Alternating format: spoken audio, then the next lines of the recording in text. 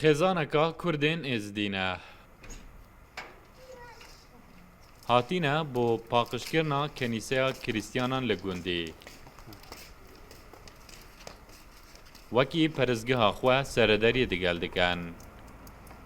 Waîl û hevjîna xwe hefteyê 2 caran kenîsê dişon. Kelûpelên wê jî paqij radigirin.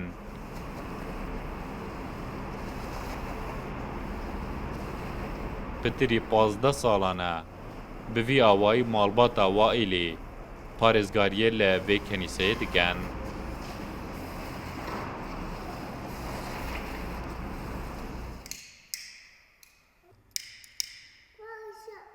هر عینکی پیروز بد خیر دیانه بشک ناف ملت ما ازدیاده بد دینی ما بیشتر بد چاوی خود دین استر دنیا باشل قلب کین و جه کی پیروز لن خدانه جه کی پیروز اف عینا و جبرهنده ام از بخزان و ام چاوی خود دین ویکنیسی و باخش کن و شوینو و شونه و چندین سالا و به برانبره هیچ لایکی و نمنظمه کنه تشتکی بشه.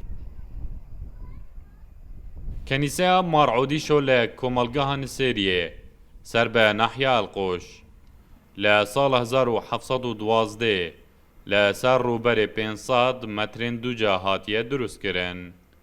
لسال 1908 وره کریستیان لکمالگه نمانه. تنها گورستان و آواهی جلای ازدیان و هاتینه پاراستن. هر وصا همی پیروزی تویجی به همان شیوه. پاراستنا براستی اما خلک گند ام بین وک آرککه سر ملی مهمیه ام پاراستنا وی جهی بکین چوگو ام بینین وک امانت کل دفمه و ام بری خود دینه باقشت کین. ناو کمالگه جه پیوا نصارا یا عربی هاتیه آنکو به رامانا کریستیان دهیتن.